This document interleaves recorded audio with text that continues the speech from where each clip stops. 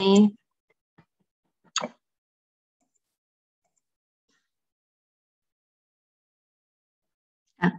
hari ini kita akan belajar tentang evaluasi pembelajaran.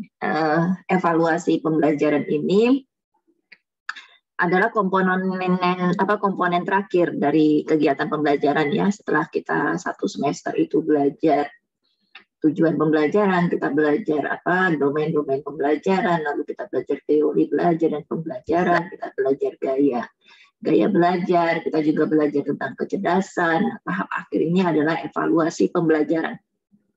Nah, biasanya ketika UAS, Anda mestinya ditugaskan untuk menganalisis sebuah permasalahan terkait dengan konsep belajar dan pembelajaran. Misalkan ada anak yang dia putus sekolah, lalu kemudian dia tidak mengenyam tidak bisa mengenyam pendidikan dengan layak.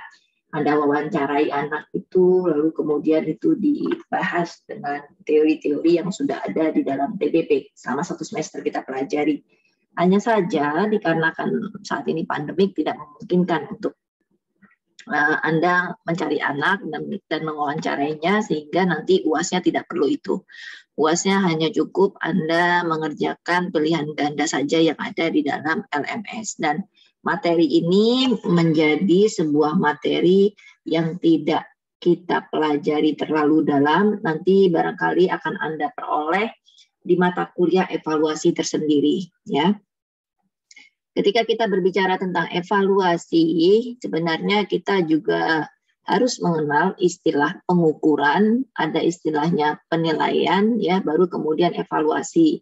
Yang terkadang sering disamakan artinya antara pengukuran, penilaian dan evaluasi. Padahal ketiga hal itu sangat berbeda ya. Kalau kita lihat secara definisi di sini, ini Ibu ambil dari internet seperti biasa, tapi sudah Ibu cek.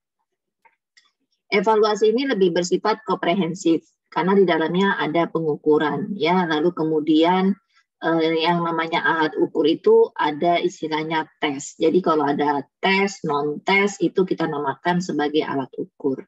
Nah, sedangkan pengukuran itu apa? Pengukuran itu adalah kita mau memperoleh sebuah gambaran terhadap penguasaan yang sudah seorang siswa pelajari ya, atau seorang peserta didik pelajari, tetapi dia bersifat kuantitatif atau angka yang isinya mengenai kemajuan belajar siswa. Nah, seringkali pengukuran yang sifatnya seperti itu dianggap yang namanya evaluasi, padahal tidak ya. Kalau kamu misalkan contohnya pengukuran itu begini, Ibu menilai Dilan, Ibu memberikan jumlah soal 100, lalu kemudian Dilan berhasil menjawab sebanyak 90 soal dari 100 soal.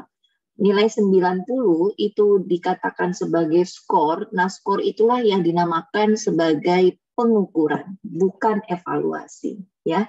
Nah, sedangkan kalau evaluasi itu sifatnya kualitatif. Dia merupakan proses untuk membuat keputusan tentang nilai suatu objek. Sehingga ketika kita berbicara tentang evaluasi, maka kita akan berbicara tentang ragam jenis evaluasi. Ada evaluasi diagnostik, ada evaluasi sumatif, ada evaluasi formatif, lalu ada juga evaluasi penempatan gitu ya. Nanti Ibu akan jelaskan. Nah, ketika kita berbicara pengukuran itu adalah dia data kuantitatif, lalu kemudian evaluasi itu adalah data kualitatif, ada lagi yang namanya istilah penilaian. Apa itu penilaian? Penilaian itu sama seperti evaluasi. Dia juga sama-sama bersifat kualitatif. Hanya saja bedanya kalau dia penilaian, dia merupakan hasil kualitatif dari pengukuran yang sudah dilakukan. Contohnya tadi, Dilan misalkan 100 soal, lalu kemudian bisa menjawab soal dengan benar sebanyak 90, skornya adalah 90, skor 90 kita katakan sebagai pengukuran, tetapi penilaiannya adalah kita bisa mengatakan bahwa Dilan ini adalah anak yang pandai karena dari 100 soal hanya salah 10. Ya, jadi penilaiannya sifatnya pandai, lalu kemampuan belajar seseorang anak misalkan dia rendah, atau bahasa kasarnya bodoh gitu ya, itu dinamakan sebagai penilaian. Ada empat fungsi dari evaluasi pembelajaran, dan ini selaras dengan jenis evaluasinya ya. Ibu tidak menjelaskan. Nah, sebetulnya ada banyak macam evaluasi, tetapi yang umum atau yang sering kali digunakan dalam konteks belajar dan pembelajaran 4 saja. Yang pertama, evaluasi formatif. Ketika kita mendengar evaluasi formatif, biasanya itu akan dilakukan ketika proses belajar dan pembelajaran itu berlangsung. Itu namanya fungsi formatif. Contohnya itu kalau kita melakukan UTS atau kita melakukan kuis, nah itu adalah evaluasi formatif. Dan di dalam evaluasi formatif, dia sangat menekankan yang namanya proses belajar. Contohnya, kita pertemuannya 4, baru pertemuan 4. Lalu kemudian Ibu lakukan kuis. Ibu cek nilai kamu semuanya. Nah, setelah Ibu cek nilai kuisnya, lalu kemudian Ibu temukan bahwa 50% mahasiswa memperoleh nilai yang buruk, gitu ya. Maka bisa Ibu katakan ada yang salah terhadap proses kegiatan belajar dan pembelajarannya. Sehingga Ibu sebagai guru, sebagai pengajar, pendidik, dosen, harus mengubah metode pembelajaran yang ada di dalam proses pembelajaran itu. Nah, itu yang kita namakan sebagai fungsi formatif. Ya. Lalu kemudian ada lagi fungsi sumatif. Fungsi sumatif sangat berbeda dengan fungsi formatif. Kalau fungsi formatif dilakukan ketika proses pembelajaran masih berlangsung, sedangkan kalau fungsi sumatif dilakukan di akhir program belajar dan pembelajaran, ya. Atau kita katakan dia itu adalah keseluruhan nilai yang sudah diperoleh peserta didik. Misalkan mata kuliah ini nanti kalau sudah Ibu olah nilainya, lalu menghasilkan nilai akhir 95, menghasilkan hasil akhir 85 dan 95 itu kita katakan sebagai evaluasi sumatif. Sama-sama juga antara formatif dan sumatif itu juga mau melihat pada istilahnya tingkat penguasaan materi juga. Hanya saja bedanya kalau sumatif dia akan lebih melihatnya secara keseluruhan. Sehingga kompetensi yang dilihat di dalam evaluasi sumatif itu adalah kompetensi penuhnya gitu ya. Apakah si mahasiswa ini, mahasiswa TBP bisa menguasai atau menganalisis capaian pembelajaran akhir yang diinginkan dari mata kuliah ini. Itu yang kita namakan sebagai fungsi sumatif.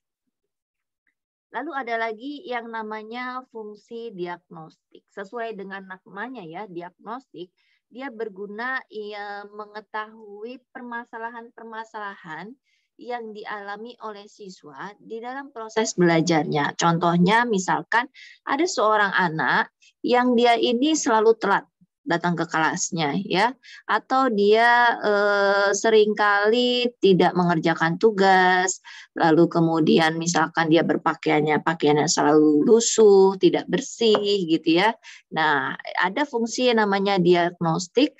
Pendidik wajib untuk menanyakan permasalahan apa yang dihadapi oleh si siswanya. Nah, nanti kemudian hasil dari permasalahan yang ditemui itu akan diberikan atau akan dicarikan solusinya oleh si peserta pendidik. Makanya kadang-kadang ada siswa itu dia ada di ruang bimbingan konseling, itu merupakan bagian dari fungsi diagnostik pada proses evaluasi pembelajaran ya.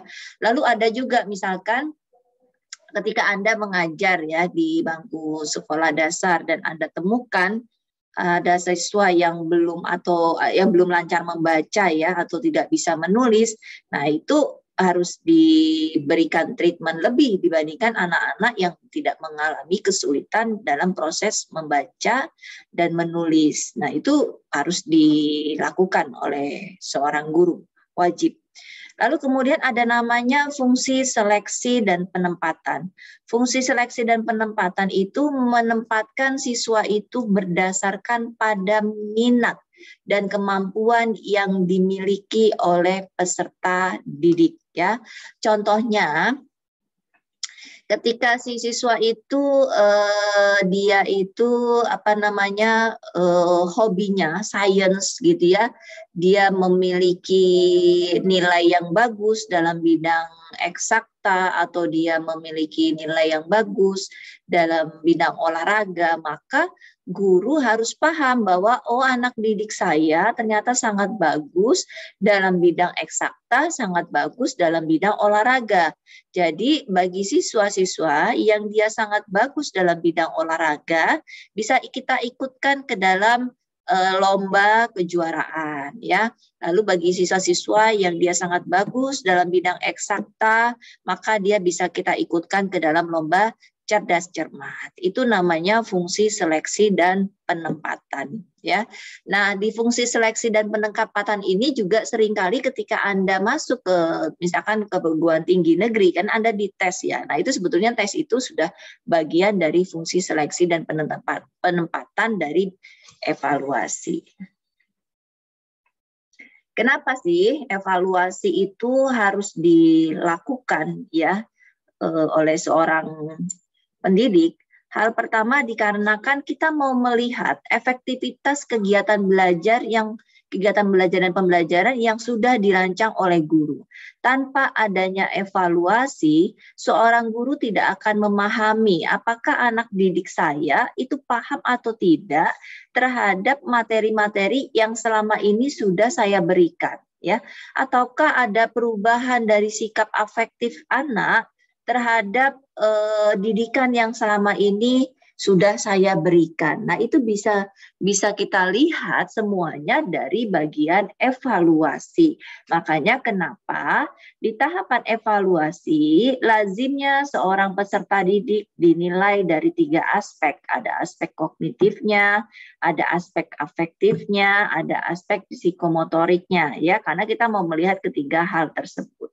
Nah, ketika misalkan ditemukan atau kita melakukan sebuah penilaian, ternyata dari 80% peserta didik saya, semuanya nilainya berada di tahap atau mendapatkan skor yang rendah. Ya, kita sebagai guru jangan malah senang, ya, misalkan, wah, mahasiswa saya nilai 80% jelek semua, berarti saya dosen yang bagus. Saya berhasil mengajar, saya berhasil membuat soal yang di mana mahasiswa saya tidak bisa menjawab pertanyaan yang saya buat. Yaitu yang salah, yang error gurunya, bukan mahasiswanya atau juga bukan siswanya, gitu ya. Anda harus melakukan refleksi diri kepada diri Anda selaku seorang guru ketika siswa-siswa Anda tidak memahami materi yang Anda sampaikan. Ada orang pintar tetapi belum tentu dia mampu untuk menularkan ilmunya. Kemampuan seseorang untuk menjelaskan itu tidak begitu atau tidak serta-merta dipengaruhi oleh tingkat kognitifnya dia, ya, enggak juga. Dulu Ibu waktu kuliah di magister, Ibu yakin dosen Ibu sangat pintar gitu, dia pegang metodologi kuantitatif, tetapi kami satu kelas tidak paham apa yang beliau bicarakan. Jadi ketika selesai nanti ngajar, kami ngeriung gitu buat kelompok belajar, kita belajar secara mandiri karena memang tidak paham apa materi yang disampaikan. Beliau pintar, tapi belum pintar untuk menerjemahkan materi-materi itu dengan bahasa yang enak atau mudah dimahami oleh mahasiswa. Padahal itu di tahap level pasca sarjana.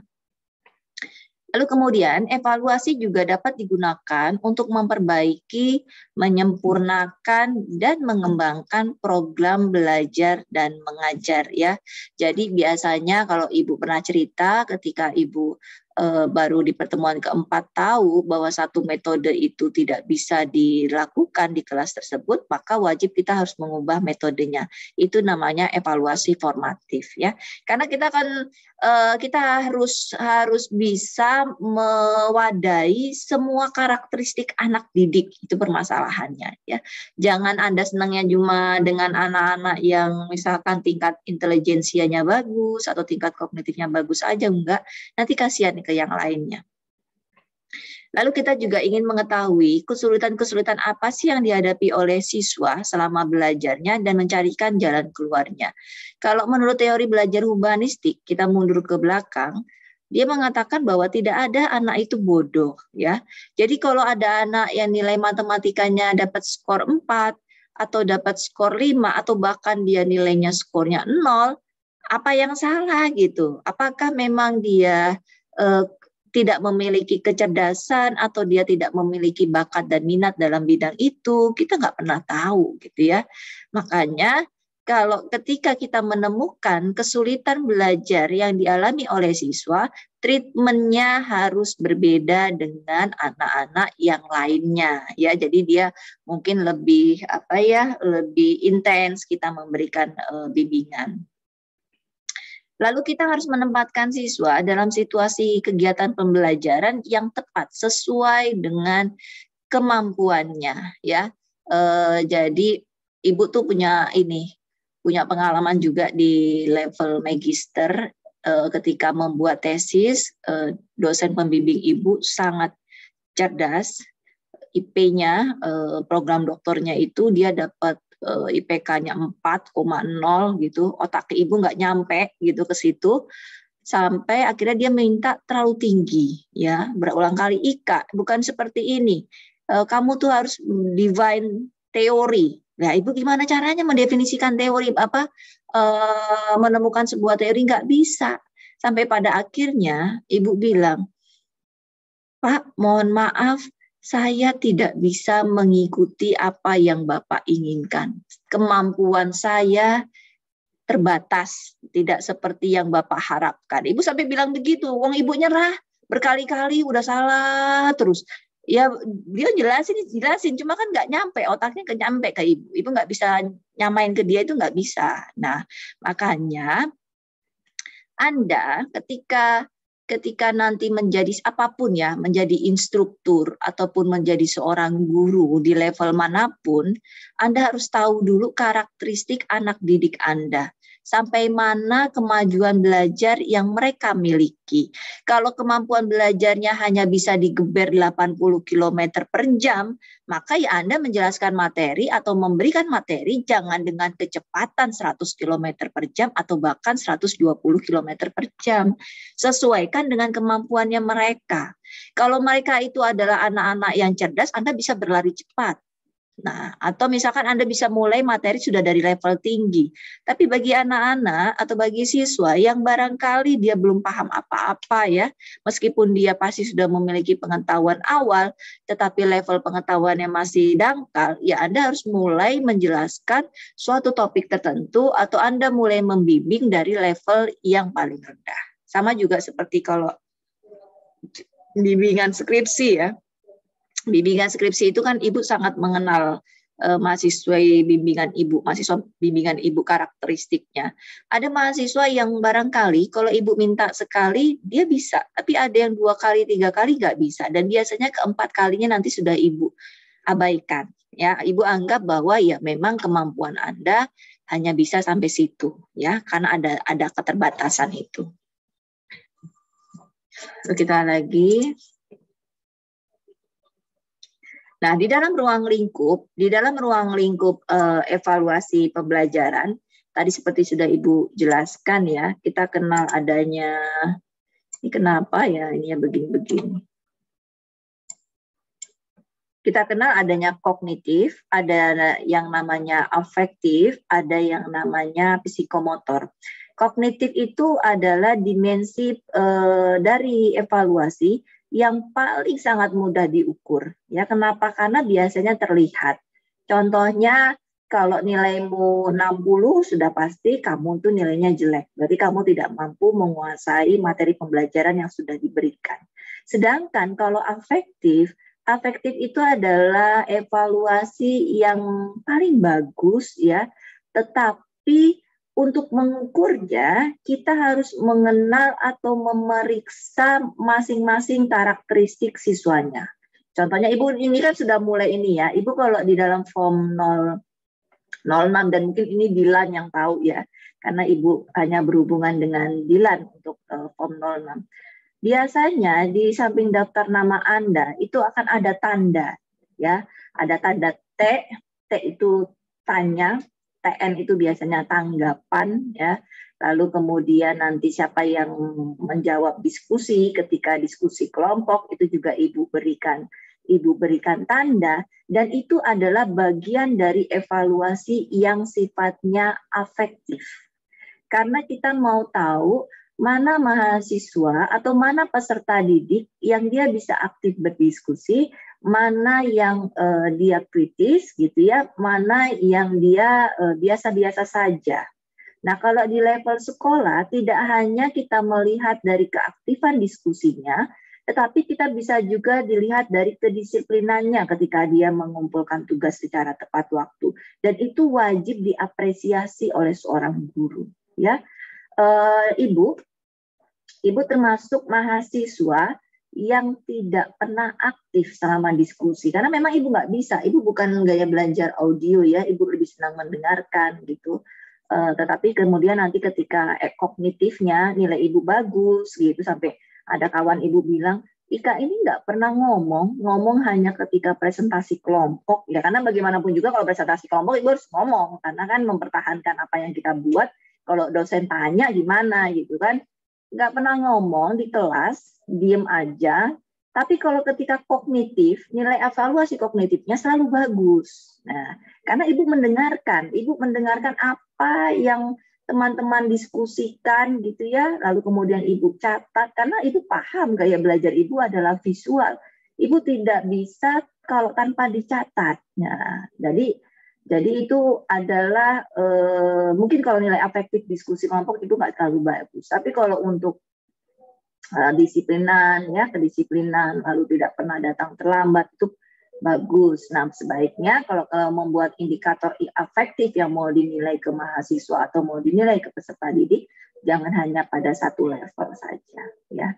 Lalu kemudian ada psikomotorik. Psikomotorik itu berkaitan dengan keterampilan motorik, baik motorik kasar maupun motorik halus. Nah, di dalam evaluasi ini juga perlu kita nilai. Contohnya, ketika Anda menjadi seorang instruktur boga dan audiens Anda atau peserta didik Anda diminta untuk membuat satu olahan makanan tertentu, itu kan pasti ada nilai psikomotoriknya. Misalkan dari kerapihan memotongnya, ya, atau misalkan dilihat dari keseimbangan bumbu yang diberikan. Nah, itu ada psikomotorik. Jadi jangan hanya melihat dari segi dia udah mampu bikin bir peletok ya, atau dia sudah mampu bikin nasi goreng lain sebagainya. Tapi Anda mengabaikan aspek afektif dan psikomotoriknya, sehingga bisa saja seorang siswa dia rendah atau dia tidak bagus kognitifnya,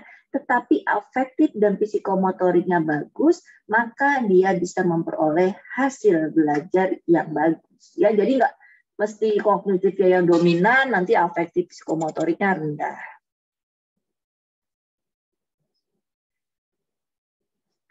Nah, kita akan kenal yang namanya program pembelajaran. Pembelajaran itu dikatakan sebagai sebuah sistem ya. Jadi ketika satu saja tidak ada, maka yang namanya proses pembelajaran tidak bisa berjalan ya. Jadi program pembelajaran itu dia harus ada gurunya, dia harus ada siswanya, dia harus memiliki tujuan pembelajaran, harus memiliki metode apa, medianya apa, alat ukur evaluasinya apa gitu. Jangan sampai ada pertanyaan, Pak Dilan, kita hari ini belajar apa Pak Dilan?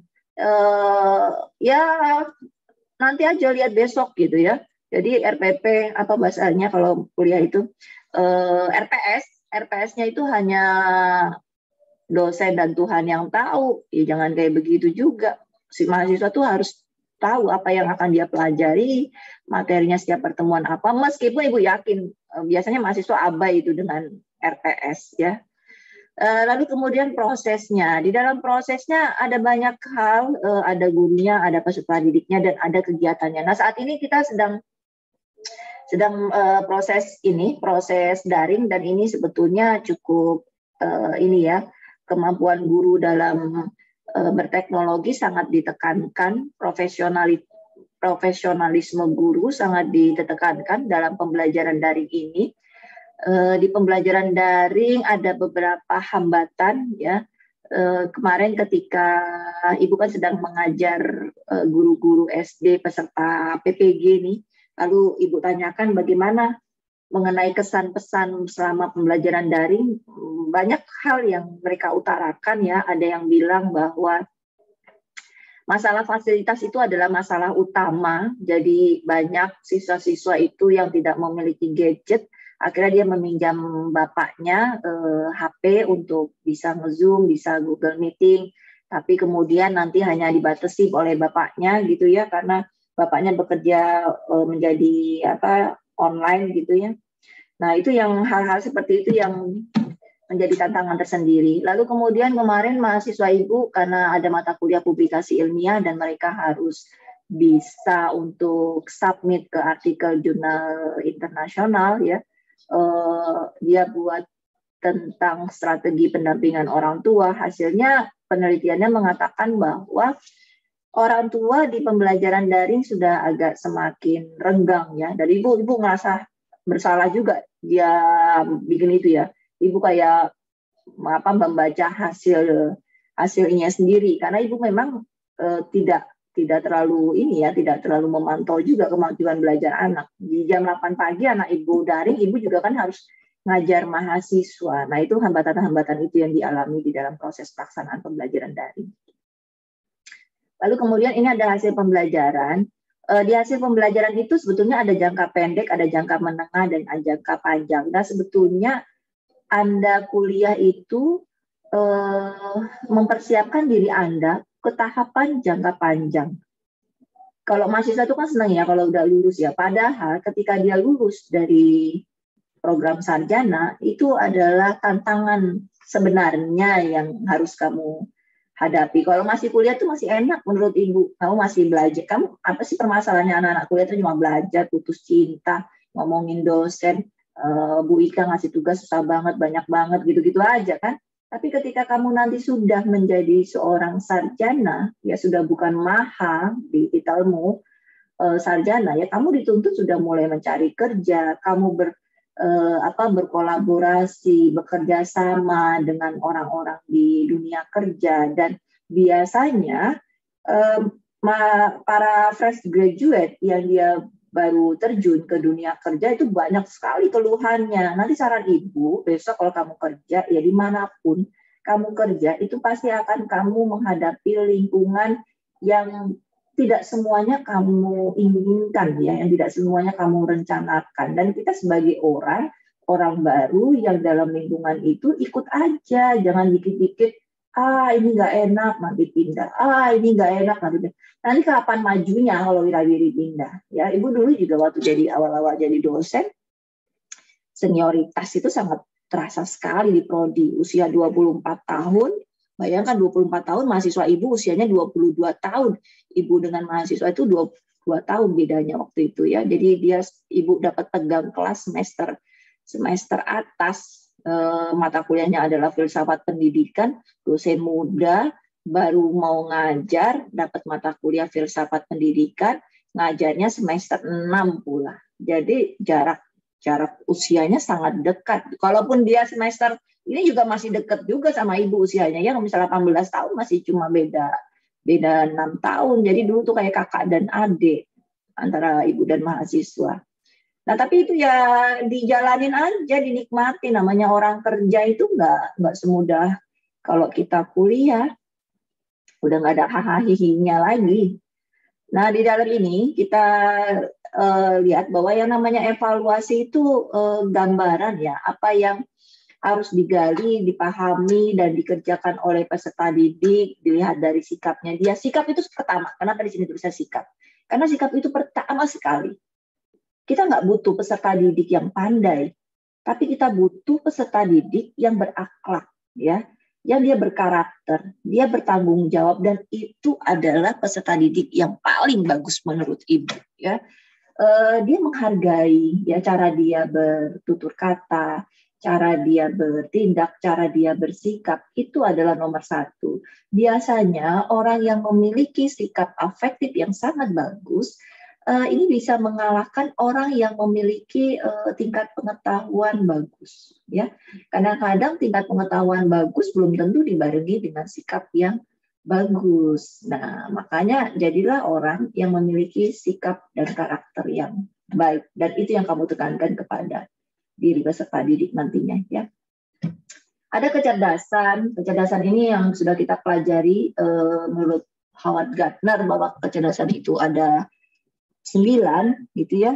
Nah, Anda pahami tidak semua peserta didik memiliki kecerdasan yang berkaitan dengan logika ataupun berkaitan dengan bahasa, gitu ya. Kita lihat sesuai dengan apa yang dia inginkan. Kalau misalkan dia kecerdasannya itu adalah olahraga, ya tempatkan dia jadi kapten, ya, kapten tim basket kah atau apa gitu ya. Kalau dia senang tentang musik, maka ikutkan dia dalam ekstrakurikuler musik, ikutkan dia dalam lomba-lomba kejuaraan musik, ya. Baik itu di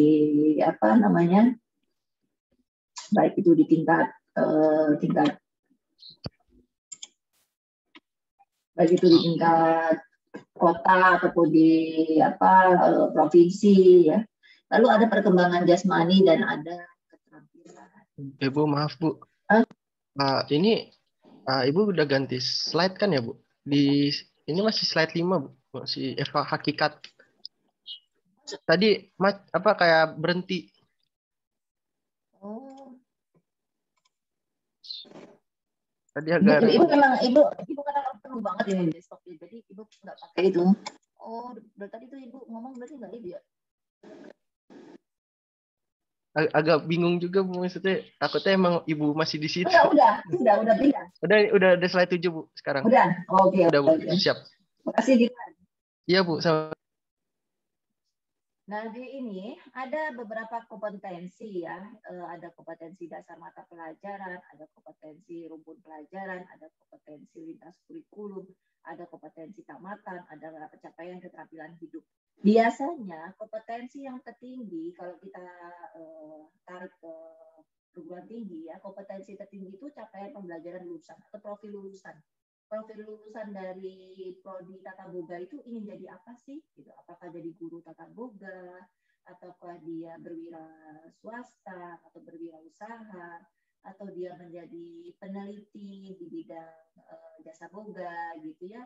Nah, itu nanti berdasarkan hasil profil lulusan itu, nanti itu akan di breakdown menjadi namanya CLU, capaian pembelajaran mata kuliah. Sehingga mata kuliah yang ada di tata boga akan mengarahkan kepada profil lulusan yang diinginkan. Nah, dari mata kuliah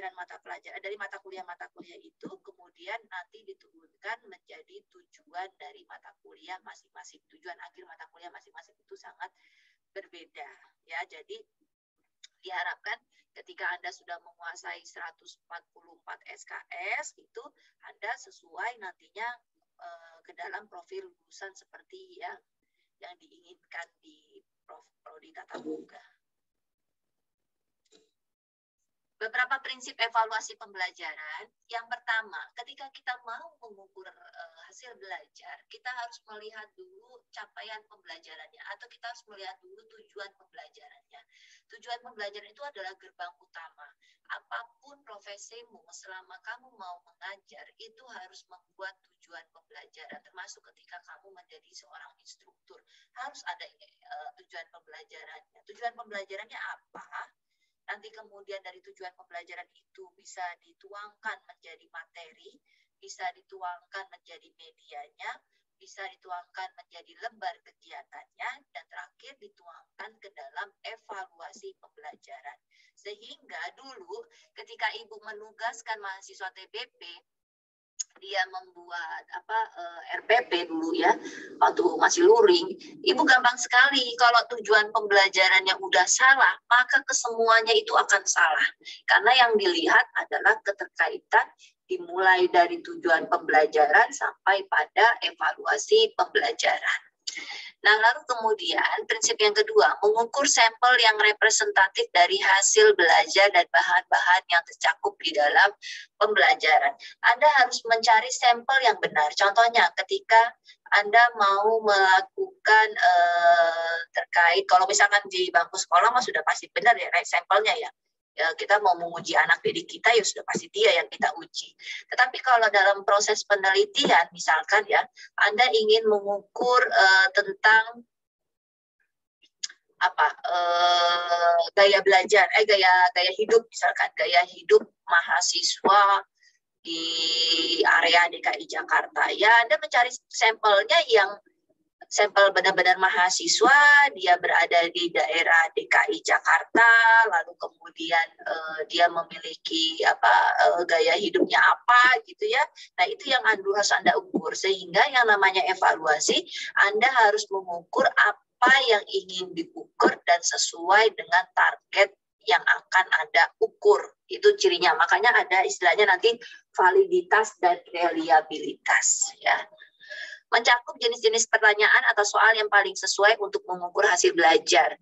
Jangan sampai, misalkan Ibu kan udah jelaskan materi dari A sampai Z, UASnya nanti keluarnya yang lain gitu. Makanya kita nggak boleh keluar dari RPS atau keluar dari lesson plan yang sudah dibuat. Itu wajib apa yang ada di lesson plan, itulah yang akan dinilai oleh guru. Ya, jangan materinya A, evaluasinya E, ya nggak bisa lah peserta didiknya, yang sableng gurunya kayak gitu.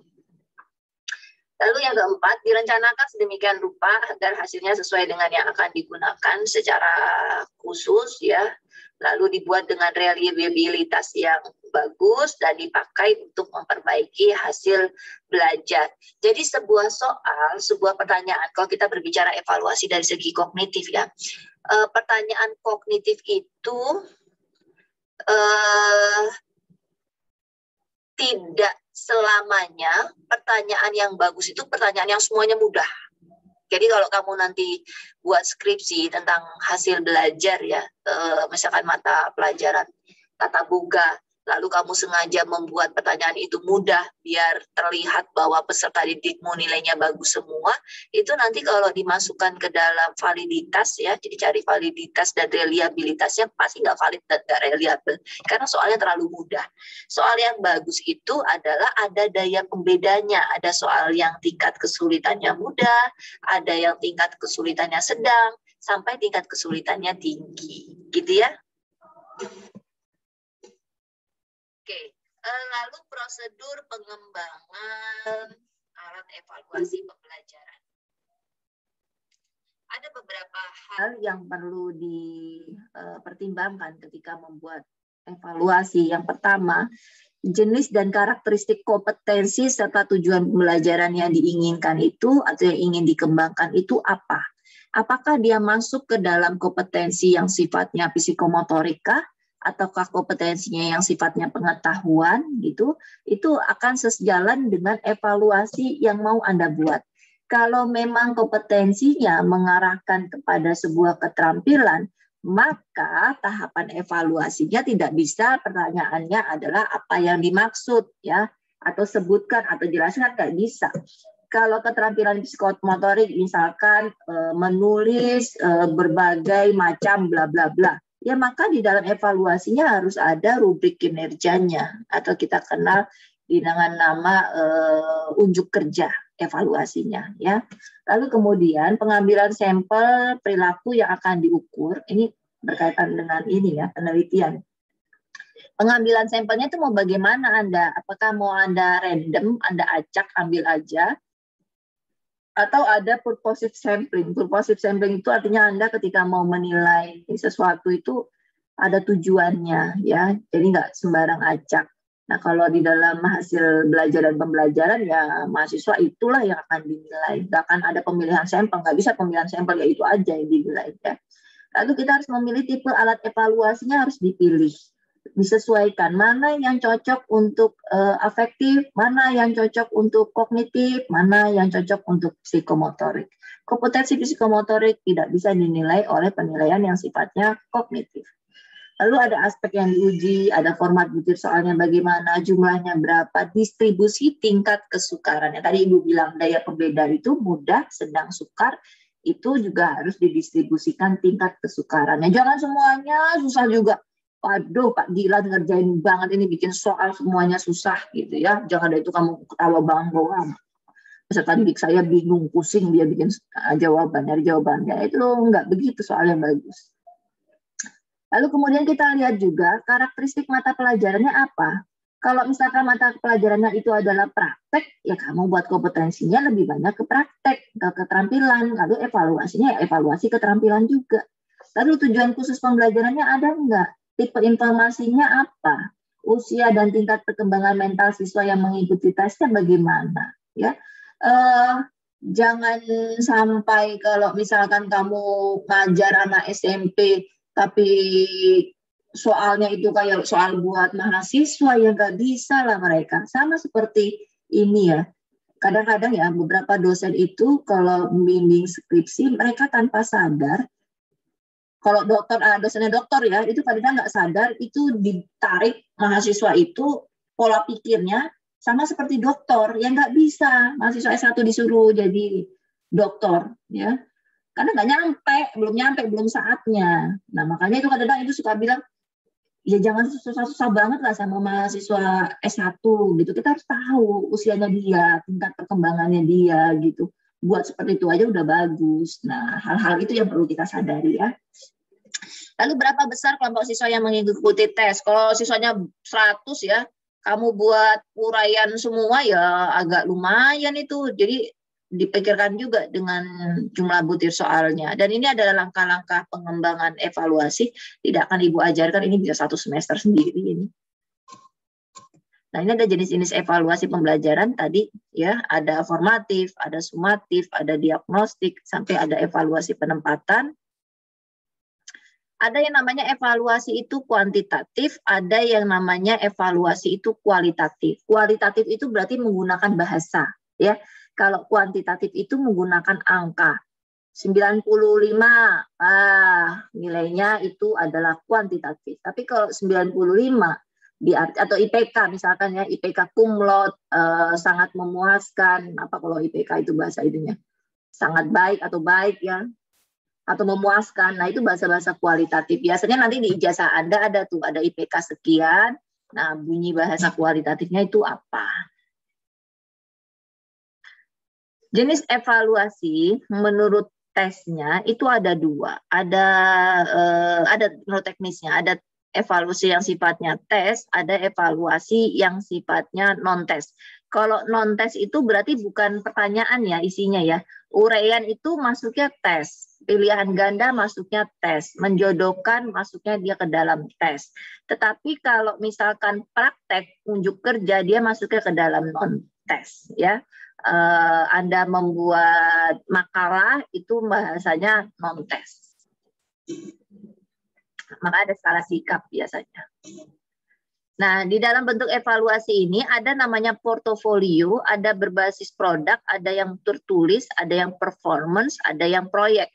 Kalau tertulis itu ya seperti tes ya, ada pilihan ganda, uraian itu tertulis. Kalau performance, kinerja, apa yang kamu mau tekankan kepada si peserta didik itu? Kalau misalkan Anda meminta mereka untuk mengolah bahan makanan, maka kita harus membuat evaluasi performance tentang mengolah bahan makanan. Jadi ada rubriknya ya. Misalkan dilihat dari apanya? Dilihat dari kematangannya, kematangan makanannya. Nah, skornya 1 sampai 5. Nah, 5 kalau matang banget, misalkan atau tidak mentah atau gimana. Yang 4 ya yang mentah gimana. Ya pokoknya gitulah, disesuaikan dengan bidang Anda. Itu namanya performance. Nah, kalau project itu biasanya dilakukan secara berkelompok ya. Kalau guru itu biasanya menggunakan kelompok, lalu kemudian nanti apa-apa saja yang harus mereka cari di dalam project itu. Misalkan Anda minta untuk melakukan penelitian kecil-kecilan tentang persepsi orang tua terhadap pembelajaran daring. Nah, itu namanya project. Jadi harus menyiapkan instrumen kuesionernya, lalu nanti mengolah datanya, analisis datanya, kita namakan sebagai proyek. Ada lagi yang namanya portofolio. Portofolio itu ketika Anda menugaskan ke suatu hal ke peserta didik, dia membuat ini, mengumpulkan tugas-tugasnya selama sekian minggu dan nanti dikumpulkan. Jadi Anda bisa melihat kemajuan hasil karya yang dia buat dalam satu rentang tertentu. Itu namanya portofolio. Sedangkan kalau produk itu kita mau melihat pada produk hasilnya. Kalau ada masakan, maka dilihatnya enak enggak gitu ya, bumbunya pas atau tidak, tingkat kematangannya bagaimana. Nah, itu dinamakan sebagai produk. Kalau performance lebih kepada kinerjanya, sedangkan kalau produk itu lebih kepada hasil akhirnya. Dah, sudah selesai. Oke, ada pertanyaan kah sampai di sini?